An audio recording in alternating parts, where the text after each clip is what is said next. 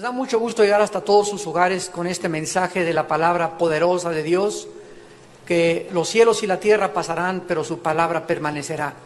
Estamos en tiempos donde tenemos que levantar este mensaje, este contenido, porque jamás en la historia había existido la confusión que existe en los tiempos actuales. Y no solamente es una confusión política, religiosa, sino también es una confusión profunda y enormemente espiritual. Así que ustedes nos acompañan por la televisión, les damos la bienvenida y ojalá que la palabra de Dios sea de mucha bendición para sus corazones. En el capítulo 2 del libro de Isaías estamos estudiando este libro. Hasta este momento hemos podido analizar de qué forma el pueblo de Israel, al que Dios había llamado para vivir cerca de él, se alejó de él. Sin embargo, en medio de esta apostasía en la que la nación de Israel vivía, Dios llamó a un hombre llamado Isaías. Vamos a ver cuando lleguemos al capítulo 6 su forma como se presenta delante de Dios y el impacto que hace en su corazón la santidad de Dios, que es transformado y es llamado a predicarle casi durante 4 o 5 reinados. Isaías fue un hombre educado. Es el educado del Antiguo Testamento. En el Nuevo Testamento, el único educado era Pablo. Todos los demás apóstoles, sabemos, ¿verdad?, eran pescadores, hombres del vulgo, comunes y corrientes. Pablo era un hombre educado, que podría decirse en los tiempos modernos tenía 2 o 3 doctorados, era políglota, era experto en teología, educado a los pies de Gamaliel. Y en el Antiguo Testamento, de los profetas del Antiguo Testamento, el más educado de todos fue Isaías. Un hombre culto, un hombre que vivía en el palacio, que fue influencia de varios gobernantes y era un político, ¿verdad?, que estaba dentro del palacio influyendo en la política de estos reinados. En este capítulo 2 ya vimos del versículo 1 al 5 de qué forma comienza una profecía asombrosa que está comenzando a tener su cumplimiento en los tiempos en que estamos viviendo actualmente. Esta es una profecía que se llama el día de Jehová.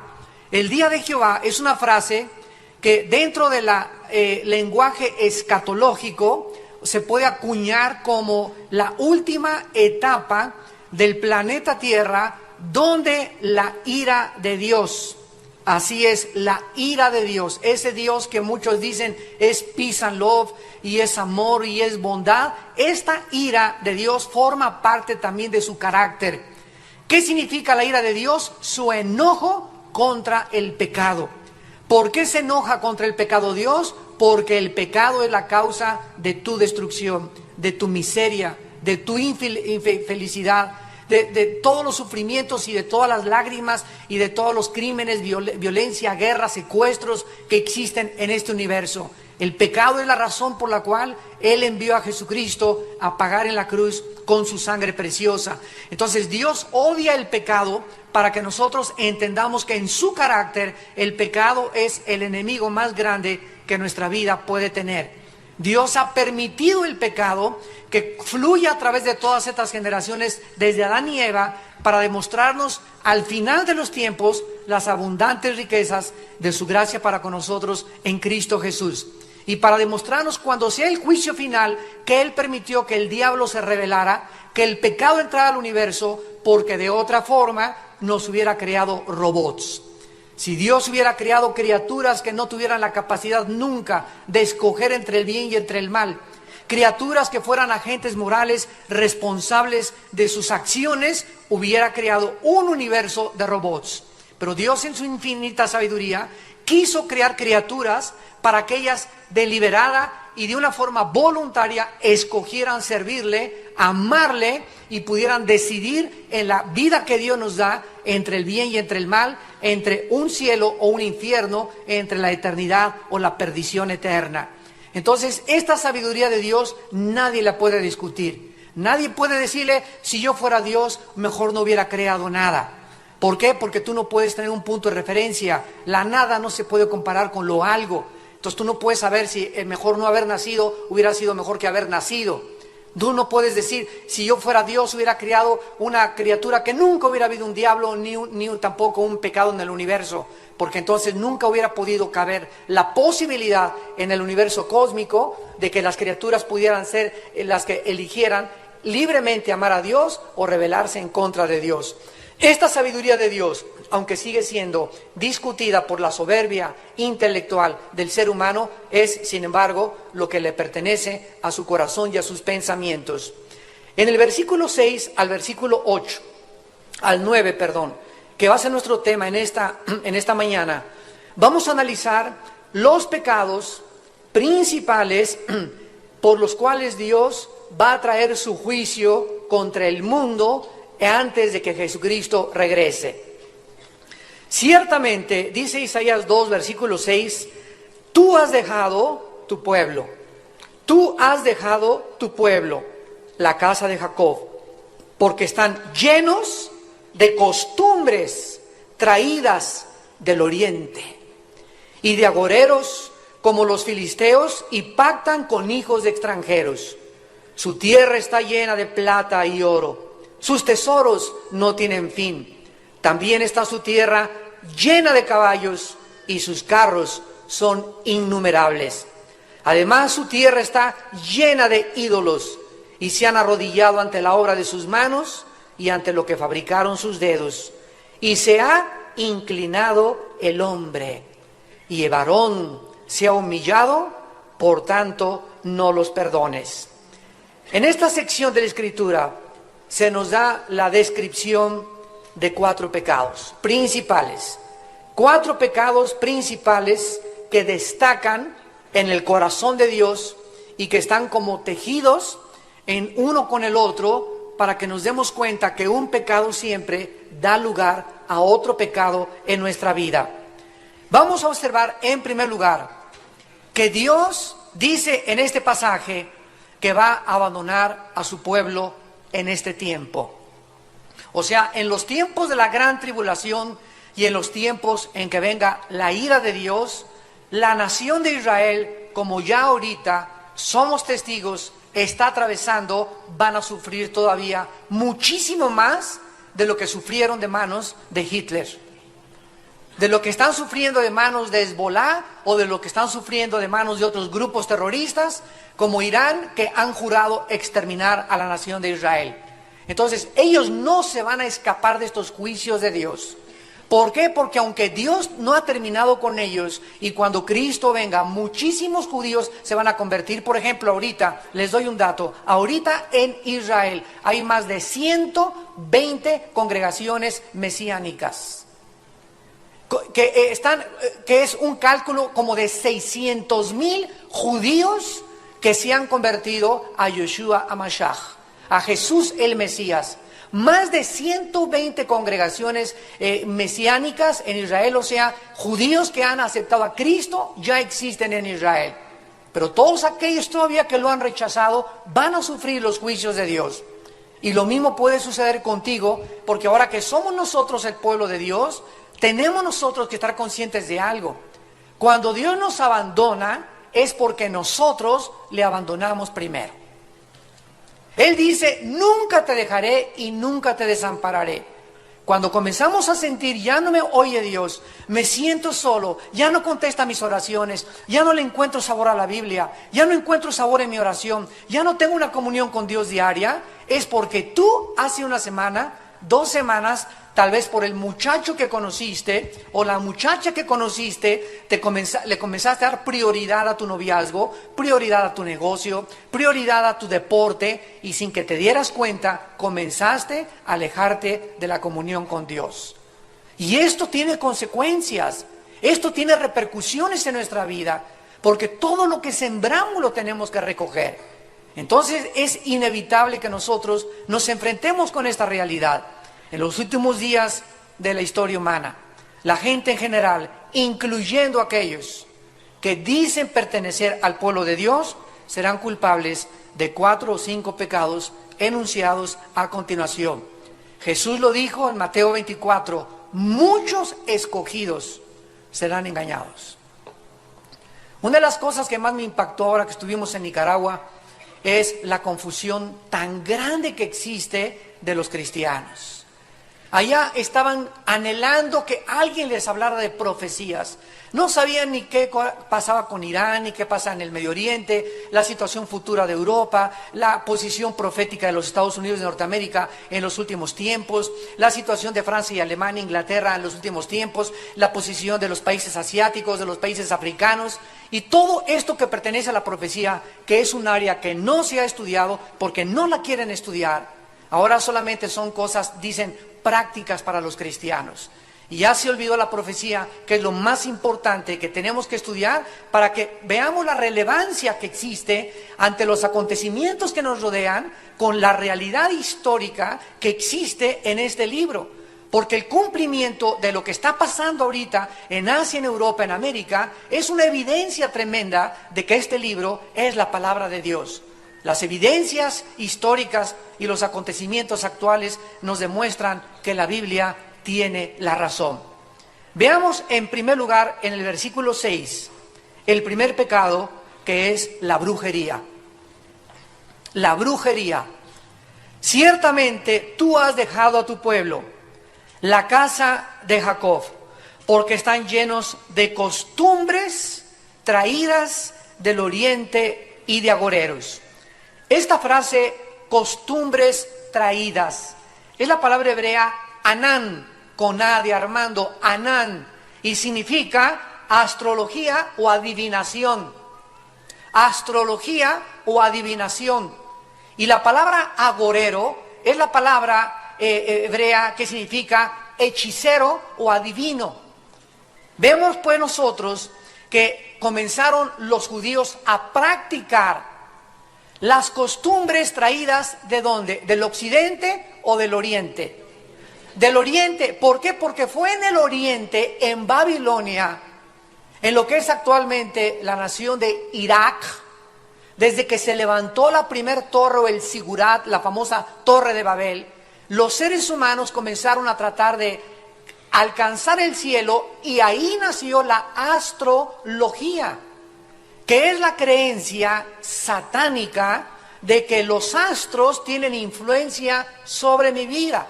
Y si yo soy Acuario, no me llevo con Géminis. Y si soy Géminis, no me llevo con Sagitario. Y mi horóscopo me dice que hoy puedo salir y manejar, que todo me va a ir bien. Y comienzo sin que me dé cuenta que detrás de estos mensajes subliminales se encuentran demonios, se encuentran criaturas invisibles, espirituales, con el propósito de hacernos creer que podemos dejarnos llevar por esos que se llaman horóscopos. Y no se confunda la astrología con la astronomía. Hace unos 3 semanas me impactó ver una revista científica que acaba de determinar que Plutón ya no es un planeta. Y yo les dije a un grupo de estudiantes que estábamos allá platicando en Dallas, les dije, miren ustedes con esto de que la ciencia siempre se equivoca. Lo que la ciencia tenía como un hecho científico, Plutón es un planeta, pasan los años y pues ahora concluimos que por la dimensión de Plutón, y como no tiene la fuerza de atracción ni tampoco de repulsión como un planeta debe tener, ya no se le puede considerar un planeta. O sea que lo que era verdad ayer científicamente hoy no es verdad. ¿De qué nos habla esto? De que la ciencia también es limitada y relativa. Sin embargo, los cielos y la tierra pasarán, pero este libro no pasará. Este libro tiene verdades de hace 6,000 años, damas y caballeros. Y ninguna de las verdades cósmicas de este libro, ni arqueológicas, ni geográficas, ni científicas, ni biológicas, ni genéticas, han pasado, todo lo contrario. Mientras el mundo se aproxima a su fin, la Biblia sigue brillando como la única luz y lámpara que tenemos en medio de tantas tinieblas, mostrándonos que la Biblia es el único libro que contiene verdades absolutas. Todo lo que los científicos han creído hace 40, 30, 50 años, 200, 300 años, conforme pasa el tiempo, descubren, Chihuahua, nos equivocamos. Modifiquemos esto porque esto no es realmente científico. Y esto es una prueba solamente de la incompetencia y la inhabilidad humana para poder encontrar la verdad por medio de la ciencia. La única verdad que podemos encontrar se encuentra en la persona de Jesucristo. porque en Él se encuentran todos los secretos de la sabiduría y del conocimiento. En el libro de Deuteronomio, en el Antiguo Testamento, capítulo 18, Dios alertó a Israel: cuídense de la brujería. Cuídense de cualquier persona que te dice que te puede leer la mano. Cuídate mucho de eso. Que te puede leer el café turco. Que juegan y que te echan las cartas tarot, la bola de cristal, la adivinación, el péndulo y toda esta serie y gama de prácticas ocultistas que detrás de ellas, como esas personas no saben que hay un mundo espiritual y que pueden ser engañados, a nosotros Dios nos advierte que esto no es un juego, que hay poderes reales, invisibles, detrás de estas prácticas y que además nos hacen muchísimo daño mental, espiritual y físicamente. Y esta es la razón por la cual Dios quiere que tú no estés en tinieblas, ni yo tampoco, ni juegues con que, ay, pues jugar a la ouija es un chiste. No es un chiste jugar a la ouija. Tú comienzas a practicar estas cosas de la ouija, de que te lean la mano, que vas a consulta, que te echen el café turco, las cartas tarot, etcétera, etcétera, y sin que tú te des cuenta, en las próximas semanas, lo primero que tú vas a comenzar a manifestar, escúchame bien, van a ser perturbaciones mentales. Vas a comenzar a tener problemas psíquicos, o tus hijos menores de edad también, o los jóvenes también. Vas a comenzar a manifestar una inconsistencia en tu carácter. Vas a comenzar a tener cambios bruscos de personalidad. Y vas a acabar todavía, para que se remache más la cosa, acabando con un psiquiatra. Para que creas que el psiquiatra te pueda diagnosticar y decir cuál es tu problema. Y ni los psicólogos ni los psiquiatras pueden meterse en la dimensión espiritual porque la desconocen totalmente. Y estos problemas que se afectan en la mente y que tienen su manifestación en la mente, detrás de la mente hay otro elemento que la Biblia llama y que es el espíritu. Y es en el espíritu entre nosotros donde todo se gesta. Los problemas mentales tienen su origen espiritual. Muchos problemas físicos tienen su problema espiritual. Mucha confusión que tienes, mucha inconsistencia, mucha vaciedad, mucha adicción que tú tienes, no es mental, no es psíquico. Ahí se equivocó Sigmund Freud en creer que era psíquico el problema. Y el problema del humano no es psíquico, el problema es mucho más profundo, es espiritual. Y dice en Deuteronomio capítulo 18, versículo 9 al 13. Dios alerta a su pueblo y les hace esta advertencia: cuando entres a la tierra que Jehová tu Dios te da. Nosotros, ¿qué somos, amados santos? Somos peregrinos. Somos un pueblo que Jesús dijo, no pertenecemos a este mundo. Como no pertenecemos a este mundo, tú vas a probar, pues, que la fama, que la popularidad, que el dinero, que el sexo, que los placeres. Pero como no somos de este mundo, nada nos sacia. Nada nos satisface verdaderamente. Puedes probar en la política, puedes probar en la artistiada, puedes probar en muchas cosas y siempre vas a encontrar las palabras que Jesús le dijo a la mujer samaritana: de esta agua vuelve a beber y vas a tener sed. Pero el agua que yo te voy a dar será una fuente dentro de tu vida que salte para vida eterna. Entonces no fuimos creados para encontrar, en resumen, satisfacción con ninguna cosa en esta vida.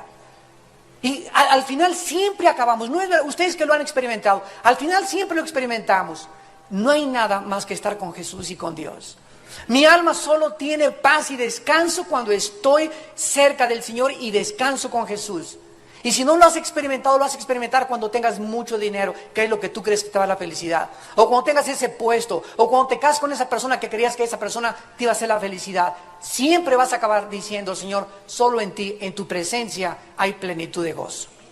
Lo único que vale la pena verdaderamente en esta vida es Dios. Y estar cerca de Él, y descansar nuestra alma en Él, y decirle a nuestra alma: alma mía, ¿por qué te perturbas dentro de mí? No te turbes, confía en Dios, porque aún le has de alabar. No, cuando ustedes entran a la tierra y nosotros estamos por una tierra llena de costumbres, llena de culturas, que el Halloween, que la peregrinación, que la Ouija. Estamos ante un mundo controlado por Satanás, santos de Dios. Y Dios nos advierte que abramos los ojos, si los que los tienes abiertos espiritualmente, y te des cuenta, como dice el Señor, que no aprendamos, versículo 9, a hacer según las abominaciones de las naciones a nuestro alrededor. Dios le llama abominaciones a esta práctica ocultista que tiene su origen en las culturas paganas de este mundo. No se ha hallado en ti quien haga pasar a su hija por el fuego, ni quien practique adivinación, ni agorero, ni sortílego, ni hechicero.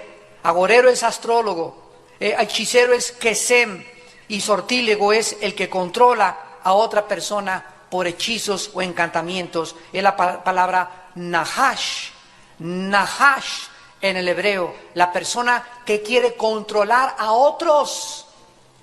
Esto es lo que se conoce también como el espíritu de Jezabel. Cualquier persona que trate de ejercer control sobre otro ser humano o muchos seres humanos es un espíritu de brujería. Y este espíritu puede ser ejercido por presidentes, por políticos, hasta por pastores también. Ustedes que me escuchan, pastores, cualquier pastor que amenace a su iglesia, que manipule a su iglesia, que le digan, pues esta iglesia es la única y si te vas a otra iglesia ya no regresas. O este es el estudio que tú tienes que venir, si vas a otra iglesia cristiana o no se junten con esos cristianos de la iglesia de enfrente, etcétera, etcétera. Ese espíritu no es de Dios.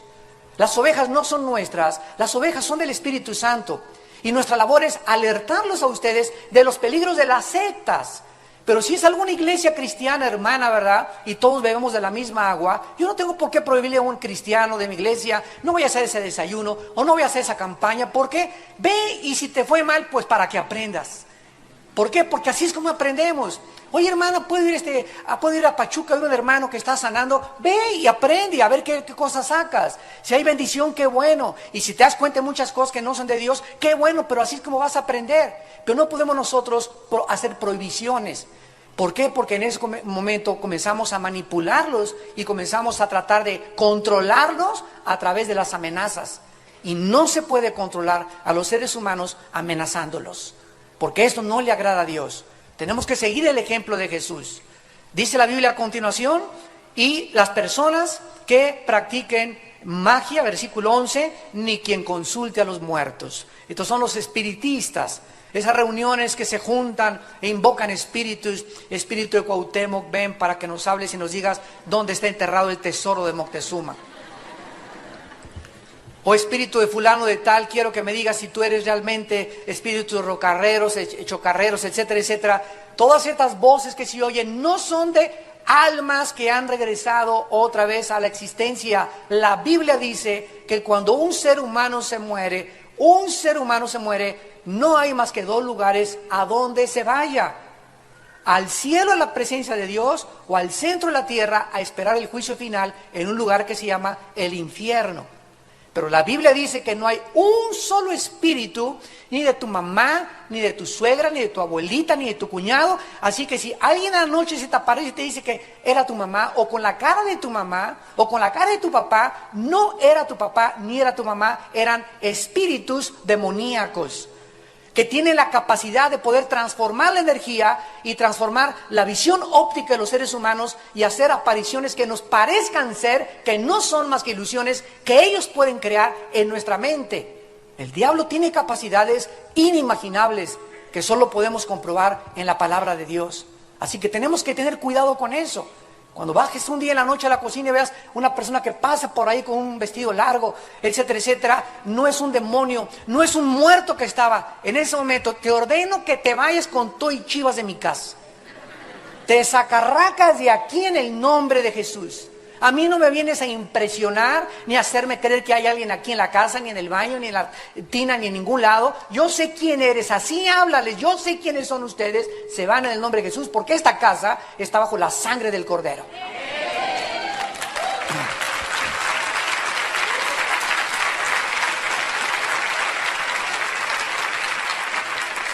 En segundo lugar, dice la Biblia, no solamente en estos tiempos va a aumentar la brujería, y lo vemos, ¿verdad?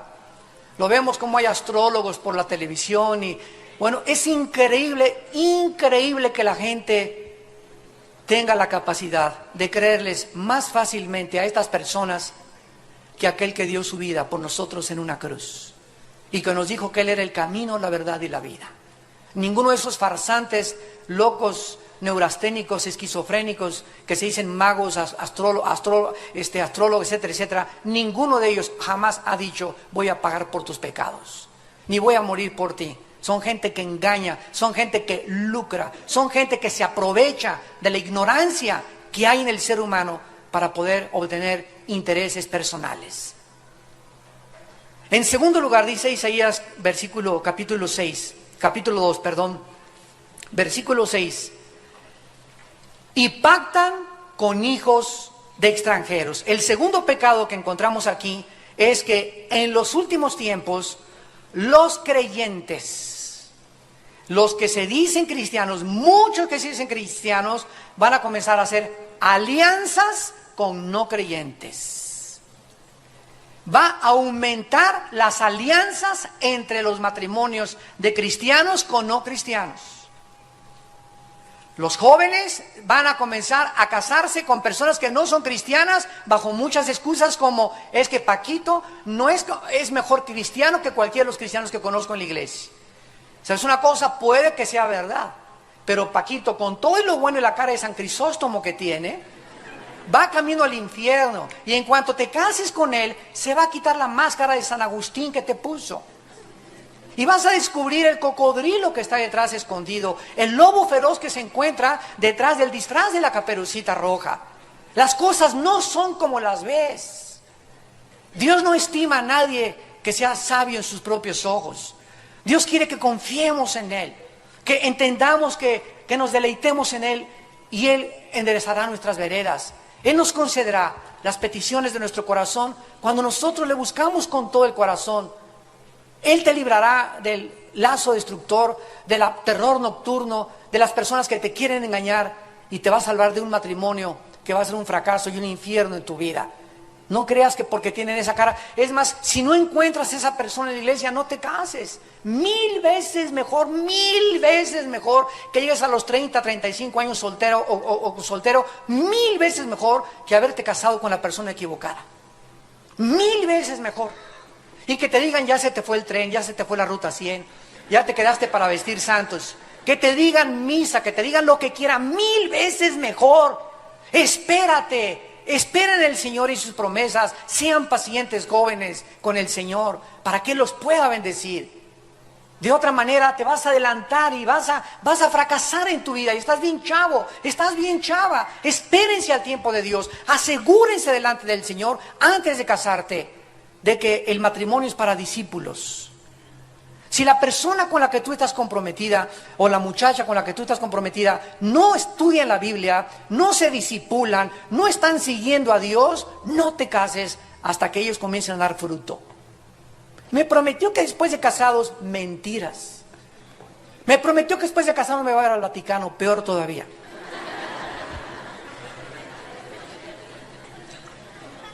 La palabra pacto o pactan que se usó aquí es la palabra hebrea zapak, con S, zapak y Q al final, y significa hacer un trato o un convenio dándose la mano. Creyentes con no creyentes, antes de que Cristo venga, van a comenzar a darse la mano en señal de acuerdos, de pactos, formando alianzas y negocios como socios, buscando antes que cualquier otra cosa los intereses económicos y monetarios, y dinero y más dinero. O sea, si me conviene a mí hacerte mi socio, ¿verdad?, porque tu capital, etcétera, etcétera, ven para acá, te hago mi socio. Si nos conviene como iglesia hacer un acuerdo con una iglesia no cristiana, pero que tiene mucho poder económico, hacemos un pacto, y eso es abominación a los ojos de Dios.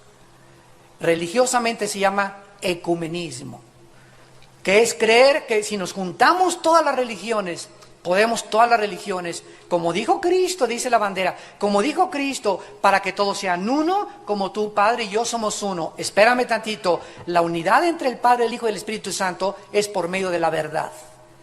Lo único que nos puede unir es la verdad. Si tú tienes otra verdad que no es la verdad de la Biblia y de Jesucristo, aunque repartas tu dinero a los pobres, aunque me digas que haces obras benéficas, aunque seas una persona totalmente altruista, yo no puedo hacer pactos contigo en reunirnos para trabajar por el mismo reino, porque tu reino no es mi reino.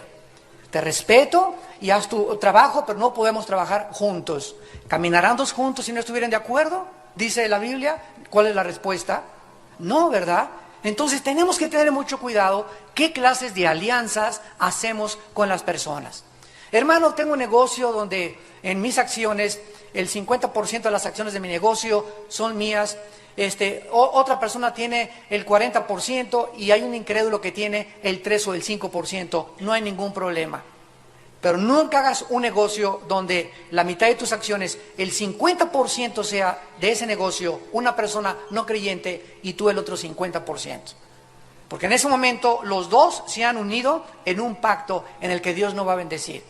Es que no hay cristianos que tengan el capital para hacer este negocio. Busca más inversionistas, pero dale el menor de lo minoritario de las acciones a las personas que no son cristianas y la mayoría de las acciones a las personas que son cristianas para que Dios te bendiga. ¿Por qué? Porque al darle la mano a esa persona, estás dándole la mano al diablo en persona. Te casas con una muchacha que no es cristiana y tienes como suegro al diablo.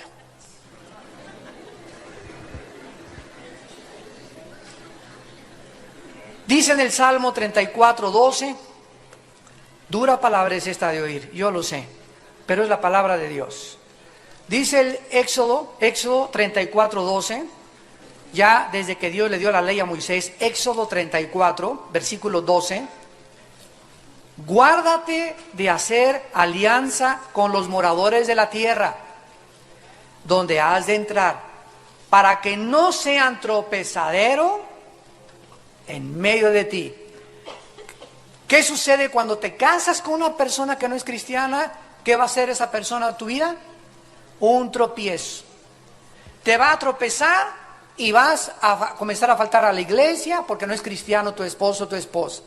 Ya no vas a tener la misma dedicación, va a comenzar a jalarte a la inmoralidad. No, pues ahora eres mi esposa y yo veo películas pornográficas y tú las ves también.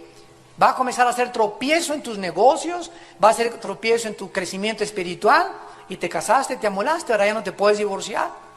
Pero si tú te casaste de una forma deliberada antes de que pudieras tener la oportunidad de escoger con un cristiano o no cristiano, entonces vas a recoger tu cosecha. Pero si tú te casaste en ignorancia y te convertiste ya casada, y te convertiste ya casado, Dios puede bendecir ahora tu matrimonio a través de tu entrega y consagración y a través de tu bendición a tu pareja. Esto es importante, dice en el libro de Deuteronomio capítulo 7, Deuteronomio 7, ahí denle la vuelta a Éxodo. Sigue Números, Deuteronomio, no se vayan hasta Apocalipsis, por favor. Dice Deuteronomio capítulo 7, versículo 2 al 4, Deuteronomio 7, 2 al 4, y Jehová tu Dios las haya entregado delante de ti y las hayas derrotado, las destruirás del todo. No harás con ellas alianzas ni tendrás de ellas misericordia. Y no emparentarás con ellas, no darás tu hija, aquí está una responsabilidad paterna, padres de familia, no darás tu hija a su hijo, ni tomarás a su hija para tu hijo, porque desviará a tu hijo de en pos de mí, y servirán a dioses ajenos, y el furor de Jehová se encenderá sobre vosotros y te destruirá pronto.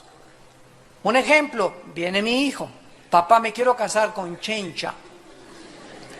Mi hijito, ya te dije que no es cristiana, tiene su religión. No, papá, pero nos queremos, etcétera, etcétera. Mi hijo ya es mayor de edad. Papá, nos vamos a casar. Muy bien, ok, cásate, pero sin mi bendición. Escúchenme muy bien, padres de familia.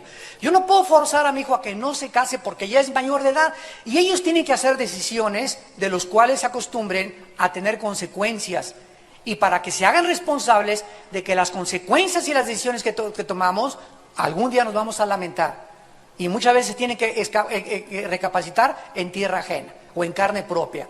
Mijito, te vas a casar, sí, y nos vamos a casar, papá, por la iglesia católica o por otra iglesia. Está muy bien, hijo, haz lo que te dé la gana. Hijita, haz lo que te dé la gana. No voy a tu boda. Podré ir al banquete para poder testificar y para poder, etcétera, etcétera, pero no voy al evento religioso. Porque si me meto al evento religioso, le dice a tu hijo, a tu hija, mi abuelo me dijo que tanto peca el que mata a la vaca como el que estira la pata. Me hago cómplice de ti al participar de un rito que mi Señor odia y abomina. Y ahí es cuando el padre de familia demuestra a quién ama a Dios. Amarás a Dios con todo tu corazón y con todas tus fuerzas y con toda tu mente y con toda tu voluntad. Sobre todas las cosas. O amas más a tus hijos que a Dios. Vamos a ser probados. Y tenemos que tener convicciones. No te puedo dar mi bendición, hijo mío. Hija mía, no te puedo dar mi bendición. Voy a orar por ti para que Dios pueda tener misericordia de tu matrimonio y de tu vida. Pero no podemos, Dios, y menos, ¿verdad?, que me hagas pasar de que va a ser hasta padrino de anillo. Dice en el Salmo, capítulo 1, el rey David, así comienzan los Salmos, capítulo 1, versículo 1, bienaventurado el varón que no anduvo en consejo de malos, ni estuvo en camino de pecadores, ni en silla de escarnecedores se ha sentado. La palabra bienaventurado, ashar en el hebreo, significa dichoso o feliz. Dichoso, feliz es la persona, ¿verdad?, que no anduvo en el consejo de los malos, ni que se está con los pecadores, ni que se sienta con los burladores a platicar de las cosas que no son santas delante de Dios. En Proverbios 4, versículo 14, Proverbios 4, 14, dice la Biblia, no entres por la vereda de los impíos, ni vayas por el camino de los malos. Déjala, no pases por ella, apártate de ella, pasa, porque no duermen ellos si no han hecho mal, y pierden el sueño si no han hecho caer a alguno, comen pan de maldad y beben vino de robos. Mas la senda de los justos es como la aurora que va en aumento hasta que el día es perfecto. El camino de los impíos es como la oscuridad, no saben en qué tropiezan. Y finalmente en el Nuevo Testamento, en la segunda carta a los Corintios, capítulo 6, en el Nuevo Testamento, el apóstol Pablo escribió estas palabras de advertencia a esta iglesia. Dice 2 Corintios 6, versículo 14, para que no digan, eso nomás estaba en el Antiguo Testamento. Vamos al Nuevo Testamento. 2 Corintios 6, 14. No os unáis en yugo desigual con los incrédulos.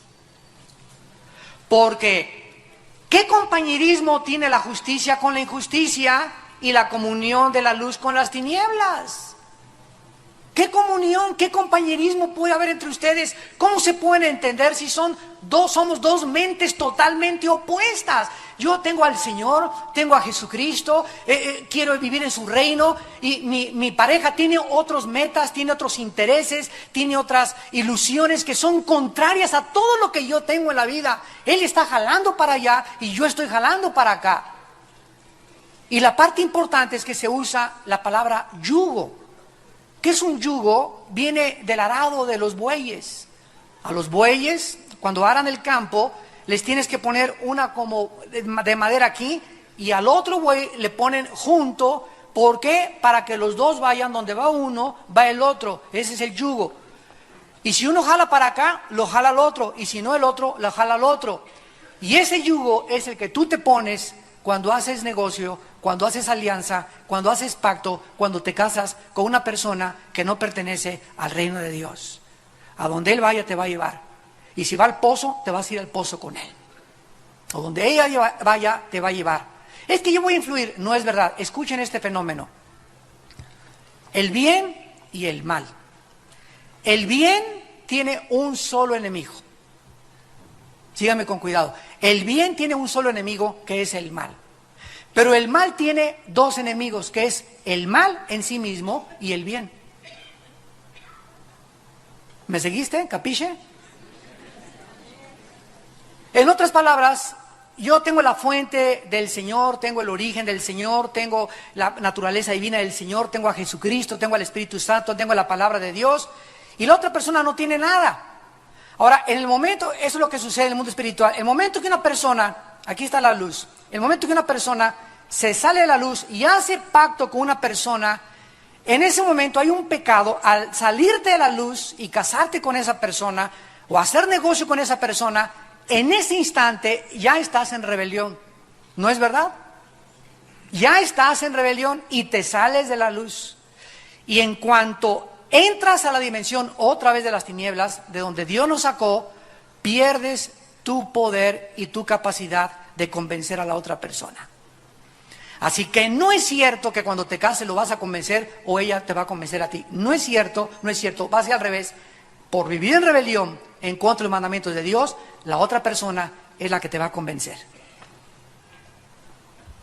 No entregarás a tu hijo porque lo tropezará. No dice, bueno, si se casan va a ser más influencia el bien que el mal. No es cierto. En las tinieblas el mal ejerce mayor influencia que el bien, porque nuestra influencia y nuestro poder radica bajo la luz. Si no estamos bajo la luz, porque nosotros no tenemos fuerza ni poder para ejercer sobre nadie, si yo estoy bajo la luz, yo puedo irme a entrar al mundo de las tinieblas y las tinieblas no prevalecen, las tinieblas se van. Y voy con una persona que no es cristiana y yo estoy en la luz como Cristo, abrazaba a las prostitutas y abrazaba a los pecadores, pero no los abrazaba para que ellos lo jalaran, sino para que Él jalarlos al reino de la luz. Por eso tenía Cristo amistad y lo criticaron con los pecadores. Si yo voy con una persona, con la secretaria o con un amigo de mi trabajo a sentarme en Vips, a comer, etcétera, etcétera, y él comienza a contarme chistes malos y yo lo comienzo a oír. Y me comienzo a oír, ya le viste las piernas a la que está enfrente de nosotros, y tú, ja, ja, ja, ja. Y ya sabes la última chiste de Pepito, y ya sabes aquello, y comienza con groserías, y yo no me paro y le digo, ¿sabes una cosa? Aquí muere. Mira, no es que sea muy santurrón ni mucho menos, pero ¿sabes qué? Me ofenden tus palabras. Yo quisiera que no hablaras de estas cosas, te quiero hablar de algo mejor. Conoce a Jesucristo, has leído la Biblia. Y si Él comienza a abrirse y me doy cuenta que por su ignorancia era como era, yo puedo seguir teniendo comunión con Él, café con Él, porque me está escuchando. Pero si me dice, no me vengas con esas santurronadas, yo no quiero ir a esas cosas, jamás me vuelvo a sentar a tomar café con Él. ¿Para qué? No le eche los perlas las perlas a los puercos, porque te pisotean y te muerden. Sacúdate el polvo de tus manos. La gente que te escuche, puedes acercarte con ella. Si te rechazan, no manches tu vida. Va a acabar contaminándote su amistad. Esa amiga te va a acabar arrastrando. Si tú no ejerces influencia sobre tu amiga, la influencia del mal ejerce influencia sobre nosotros. O bendecimos nosotros o nos maldicen a nosotros. No somos más que de dos fuerzas, para bendecir o para maldecir. Y en tercer lugar, regresamos a Isaías.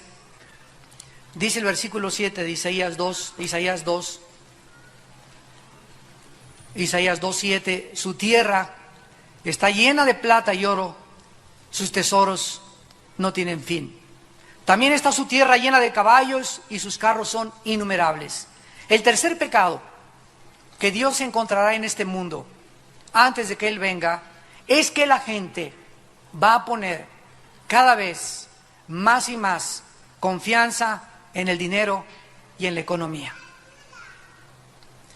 El mundo va a acercarse más y más y más a la avaricia, a la codicia. Y Dios quiere que nosotros entendamos algo: el dinero no es malo. Tener dinero no es malo. Tener una casa preciosa no es malo. Tener 5 coches en tu garage no es malo. Es malo que ames lo que tengas. El amor al dinero es la raíz de todos los males. Entonces dice la Biblia que si alguien tiene dinero y es bendecido con una buena casa y un buen carro, no le tengas envidia. El ser rico no es un pecado. Ese es el conflicto y el dilema de la dialéctica materialista marxista.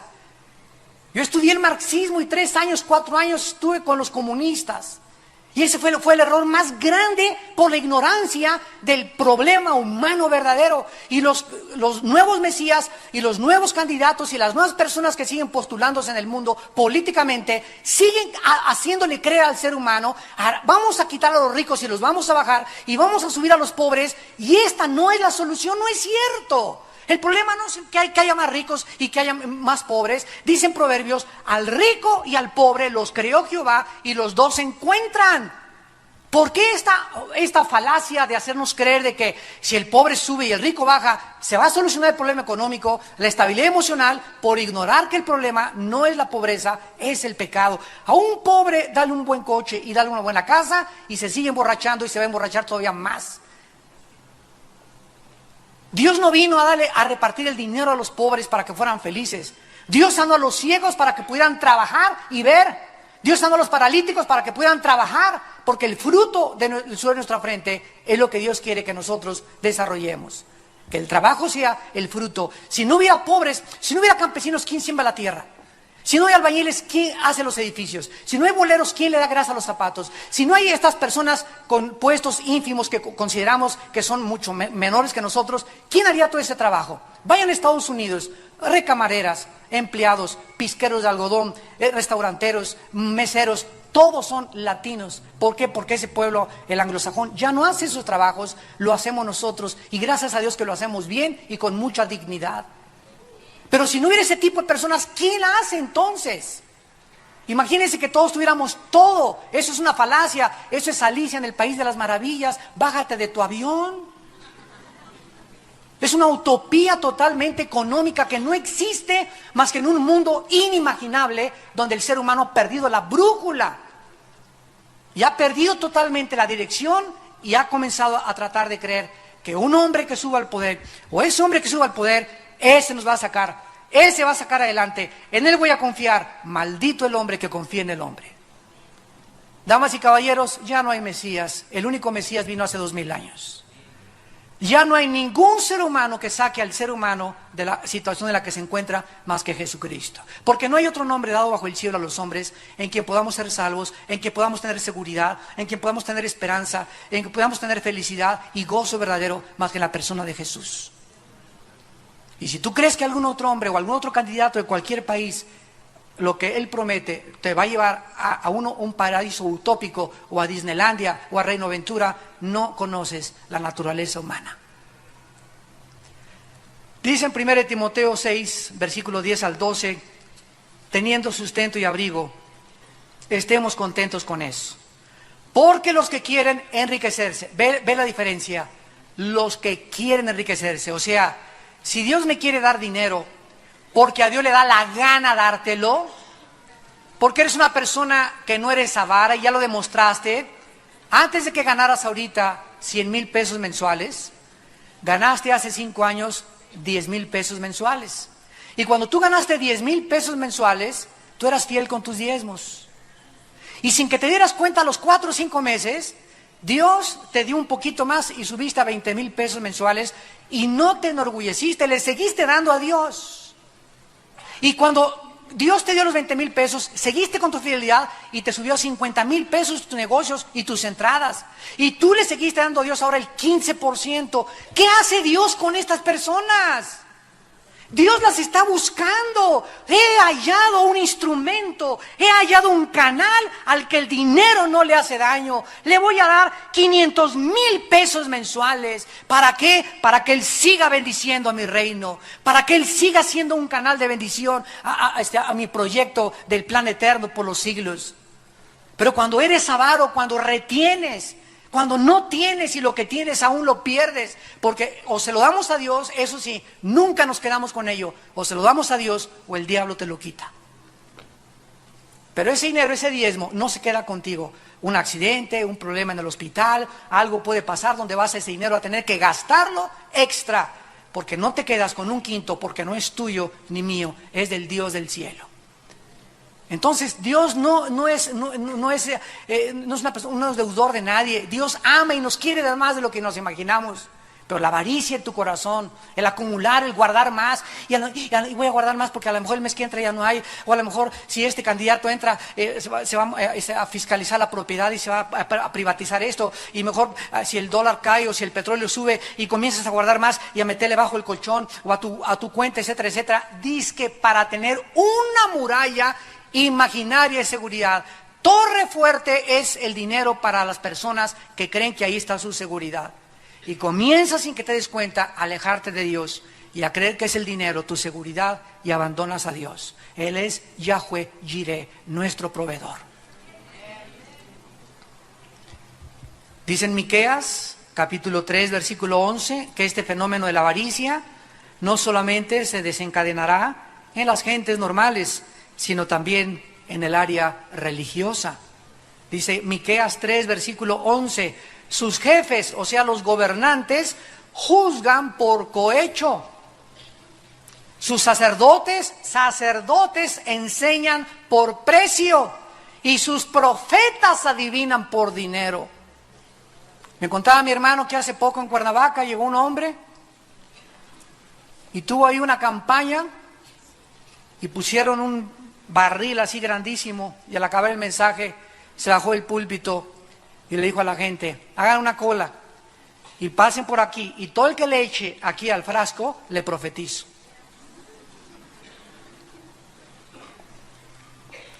Sus sacerdotes enseñan por precio y sus profetas adivinan por dinero. Y escúcheme, consiervos míos, pastores que me escuchan, cuando nosotros predicamos por dinero, o si nos invitas y nos dicen: venga por favor a predicar, ¿cuántos son sus honorarios? $500 la noche. Hotel 5 estrellas y que una limusina me recoja en el aeropuerto. Te has convertido y te has vuelto en un mercenario del evangelio. Has apostatado de la palabra de Dios, porque tus motivos son el dinero. Y si le prometemos a la gente algo para que la gente nos dé algo, estamos abandonando el camino de la verdad. ¿Por qué? Porque dice la Biblia en 1 Pedro 5 que enseñamos voluntariamente, no por ganancia deshonesta. Dice en 1 Corintios 9 el apóstol Pablo: ¡ay de mí si no predico el evangelio gratuitamente! Imagínense hacer una campaña en los tiempos de Cristo. Damas y caballeros, Cristo y Pedro, 15 pesos la entrada. ¿Se imaginan ustedes este escenario? Oigan, ¿en qué ha cambiado? ¿Cómo se le puede a la gente cobrar por venir a oír la palabra de Dios? ¿Pero cómo les vamos a pagar a los predicadores? Entonces, si no hay dinero para pagar a los predicadores, no era de Dios entonces, porque si es de Dios, Dios provee, y provee mucho más abundantemente de lo que le pedimos o entendemos. Estamos alejándonos de la Biblia, estamos apartándonos de la palabra de Dios. Pues es que tenemos que hacer algo, tenemos que hacer esas cosas, pues si no hay, no lo hacemos. Pues es que son 5 predicadores, pues no traigas a 5, trae a 2 nada más. La obra de Dios tiene que ser gratuita. Por eso nosotros hemos renunciado a cobrar en nuestros eventos, porque no es de Dios. Todo el mundo lo hace. ¿Quién es todo el mundo? No es la Biblia. Mi guía es la Biblia, no la gente.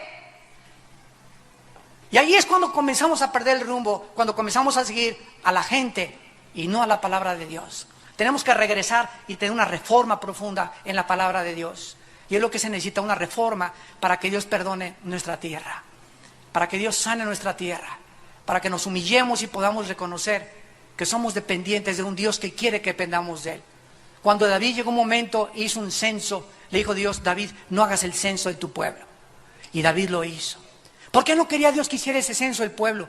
¿Por qué? Porque David iba a ver: 500 personas tengo ahora sí, y tengo 500 caballos, y tengo 3000 sacerdotes, tengo un ejército poderoso. No, Dios no quería eso. Dios quería que ese David, que con 5 piedras que se echó a su morral, con una piedra dirigida por el Espíritu Santo, le pegó en la frente a Goliat, él siguiera dependiendo de Dios y no de sus ejércitos. Por eso David comenzó a enorgullecerse cuando él comenzó a confiar en su ejército, en su poder económico, y no es el propósito de Dios. Él quería que ese David siguiera confiando en Él.